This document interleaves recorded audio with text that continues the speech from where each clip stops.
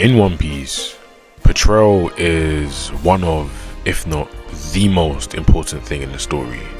And when somebody's portrayal isn't backed up by what they do in the story, we can only sit there and feel disappointed. Some may feel disappointed, some may feel upset, but I'm definitely mad. So as you can tell by the title and thumbnail, I'm talking about Garling. And I'm not only going to stick to Garling, I want to talk about the whole Holy Knights as a whole. So strap in, because I'm about to get real in depth with this video. But before I do get into the video, if you guys do enjoy content like this, you know what to do. Hit that like button and subscribe, and also hype the video, because apparently that does something, as I do upload content like this regularly. And to be honest, it's a win-win. You guys show me love and support and give back to you in the form of videos, whether it's One Piece, other anime, or just fiction in general. In due time I plan on covering it, so be there when I go there. But I feel like I rambled on long enough, so why don't I jump straight into the video to really delve into why Garling and the Holy Knights just suck. So when we are first introduced to Garling, the first thing we are told or inferred is that he was the winner of God Valley. Now, when you hear somebody was the winner of God Valley, somewhere where Rocks, Roger, Garp, Gaban, Rayleigh, everybody was there, you automatically think that they have to be one of the strongest. I listed off around 5 names. There are like 10 other people that are genuine top tiers that he would need to rank above to be the winner and champion of God Valley. So immediately, Oda has set the precedent for us all. Am I correct? Yes, we are. There is no other way you can infer it, unless you want to say that he won the challenge there, but then again, we all knew that the challenge got stopped. By the time we had all known that he was actually the champion as it said in the story, by then, I think chapter 196 was already out. So, where do we go from here? Now, we see that he says himself that he will deal with the pirates, once again solidifying who he is. Now, during this time, we also found out that Shanks was his son. We're all following, right? So his betrayal is clearly something of that to be worried about. And during this, what also happened? Dragon, one of the strongest people in the verse at this point, somebody who is portrayed to just be him, says, oh yeah, you like the Holy Knight step, that's when it's serious. Okay, how many portrayal points have they gotten so far without even moving? You would be insane to not at least have a few of them as top tiers. Am I correct? I'm correct. It would be idiotic. Unless you have some sort of agenda where you don't want them to be strong, then I would understand. But any regular human being would at least have 1 or 2 of them. Garling being 1, and whoever was his closest ally or subordinate would be number 2. Maybe 3 could be strong as well. But I never thought it would be this bad. Anybody with a brain, as I just said, would think that they are strong. Now, this is where the inconsistency started to kick in. When we saw the Gorosei get banged up, that was when we started to turn our heads. Some of them just seemed kind of strong. Some of them just seemed like punching bags. We didn't know where to rank them. Now, the conclusion that we had all come to was that they were introduced way too early, as they had to just be exiled by Joy Boy's Haki. A level of Haki that is unprecedented, and a level of Haki that I'm going to actually talk about in this video, because his level of Haki has to be insane. Now, as time goes on, we get more of the Holy Knights, and we see Summers, who seems to be one of the higher ranking ones. He gets stopped by Gaban. Now, before we even got there, we saw Shamrock and Gunko arrive there, and they gave Loki a little bit of a beating, and Shamrock was told to be Shanks' brother. Okay, so it seems like the Holy Knights has a lot of people from Shanks' lineage and bloodline in it, right? Gunko seems to be decently strong with a cool ability. And so when the rest of the Holy Knights came, we didn't know what to think.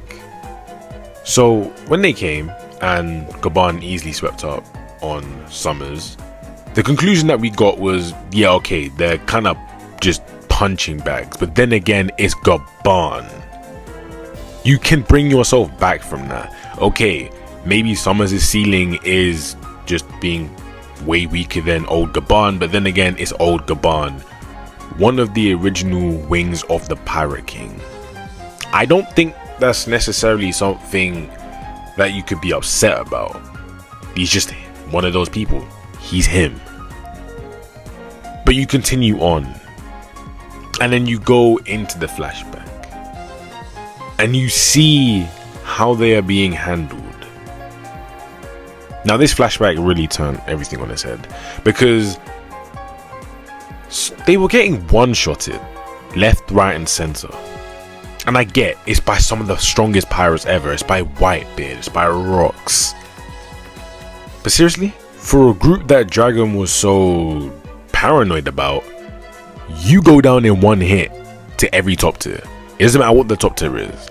It could be old Rayleigh, old Gaban. Okay, you're gonna go down in a few hits, or just one hit. Okay, we can take that. But what about to just like regular attacks? Like they're full-blown attacks. Okay, so what about to just, you know, regular attacks? No, you go down to that too. Okay.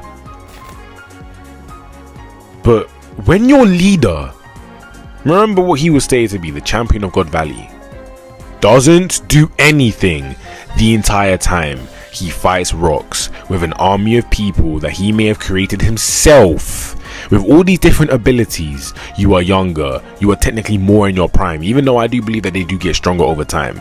Either way, you could be argued to be in your prime and you still do that bad. What am I meant to do with you? And I say this as somebody who had Stockton. I'm going to be real. I'm not somebody that's going to sit here and lie and be like, oh no, I never Stockton. I didn't think they wouldn't be. No. Half of the community thought they were going to be strong.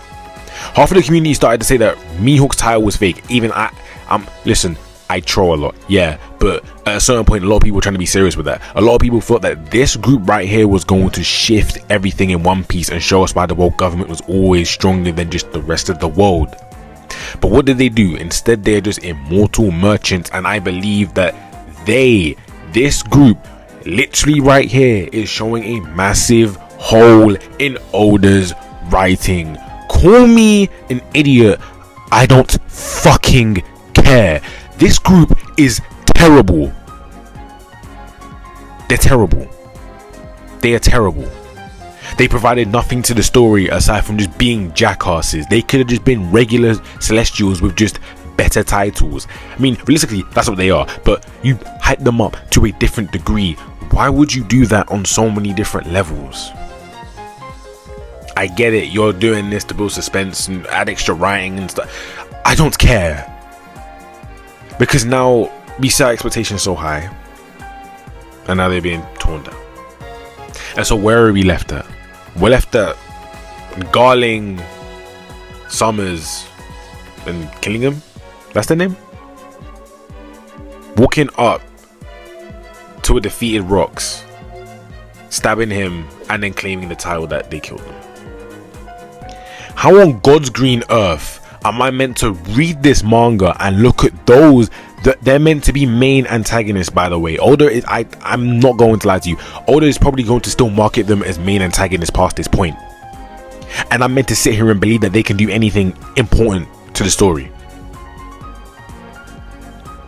Why? And I get it, Rocks is one of the strongest pirates, if not the strongest pirates ever. I get it. Cool, that's fine. But you didn't want to put up more of a fight? Your people's with you and you'd lose like that with your sword in you? Now, is this a testament to Rocks just being so great or them being so arse? Well, let's really sit back and think on it. Because, yeah, okay, none of them got permanently killed. Okay, that's fine. Because we all know that to actually kill one of these guys, you need a lot of haki. And this is something that I think... Okay, whilst Garling and everybody else does suck, I also want this video to also be a massive pointer to a lot of people to understand that, Oda's writing, as of right now, unless he just shocks us with something insane. And alright, let me clarify this. And listen to me when I say this, because a lot of people will hear me say, oh, his writing is bad on this, and then they just won't listen to the full thing. Listen, because wherever you're writing right now is probably gonna get just turn around. Oda, the group itself, like the formation of the group and who they are as people, I think that it is a great group, and I feel like this group does add a little bit more depth to the world government and just overall in writing. But as they are as like forces to the story, they suck. They suck in their role. They genuinely they suck so hard. They don't provide anything. They don't. And if this is Oda's way of saying, oh, this is how Celestials would be if they were actually combined, okay, cool, whatever. I just genuinely don't care. We didn't need to see this. But I understand the theory behind them, but the execution of them as trying to be antagonists, like the way how I viewed it was they were going to be antagonists leading up to Emu to show us that, yeah, okay, you can deal with the Holy Knights, okay, cool. Then you can deal with the Gorosei, okay, cool. And then you're gonna have to get to Emu themselves, because clearly on Egghead, the Gorosei were a little bit too much for everybody there. Let's be honest. We're being honest? Cool, we're being honest.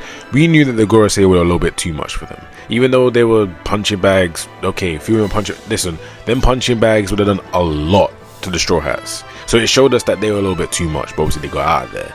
Now, I wanted the Holy Knights for them to be the standing ground and point where the Straw Hats are going to hold firm, and they still may be, because as I just said, how you defeat them, and I'll get into it in a minute, how you defeat them is by expending a lot of Haki, which means that, yeah, okay, cool, you can beat them in a fight, but can you actually destroy them? Because they can just continuously come back over and over and over again like undead zombies. Okay, cool, I understand that. I understand what he is trying to put forward to us. I understand what he's putting down, but I'm not picking that shit up because it is terrible.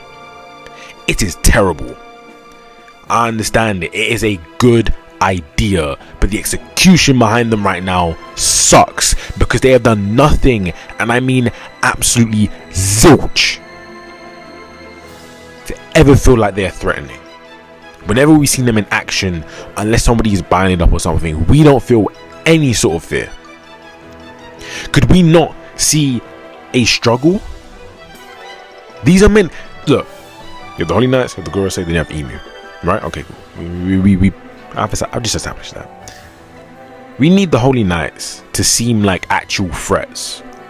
Dragon literally said this, and you can't say that I'm making this up out of thin air. You have Shanks' lineage in there. You have them having all these crazy abilities. You have them being just a rank below the Gorosei. You have, from the time the world's most dangerous man, somebody that is related to God, somebody that we knew already before that was in the Marines and knew about the Marines, he was saying once they move, it gets serious. That you don't want to make them strong. See, when we all first conceptualized and thought of the Holy Knights, we thought that, yeah, maybe all 9 of them, or however many of them, could take down the admirals as a collective. Maybe that is the case. Maybe because the numbers just overwhelm the admirals. I'm going to be so honest with you. I don't think all of them combined could take down one admiral, and I think that is just genuinely just true. The current day ones, maybe, yeah, cool. I do think that Gunko and Shamrock should be enough for one admiral. Maybe. I don't know. At this point, I'm questioning Shamrock. I'm going to trust him. That is Shanks' brother. There's no way Shanks' twin brother isn't that strong. Because if he's not, then throw the whole Holy Knights away. And they are one of the worst conceptualized things inside. I'm keeping it as just small as the big 3, but I'm damn near saying out of the top manga out there, they must be one of the most worst conceptualized villains ever. You may think I'm joking about this. No, genuinely go back and read other stories and watch the animes and whatnot. None of them have ever been so hyped up to not be as rewarding. Because it feel like they just suck. This is Garling slander. Yes, this is Garling slander, of course. Garling sucks. Okay, cool. as a man, his dignity was swiped from him. Genuinely, he killed his own wife, or not even wife, concubine, or just whatever he sees her as. Lost his prize. I don't know. No, he lost Shaki. He even lose Shaki. Shaki was never his in the first place, but he lost Shaki in quotation marks. Lost his kid, got punked, and got the fakest win in history.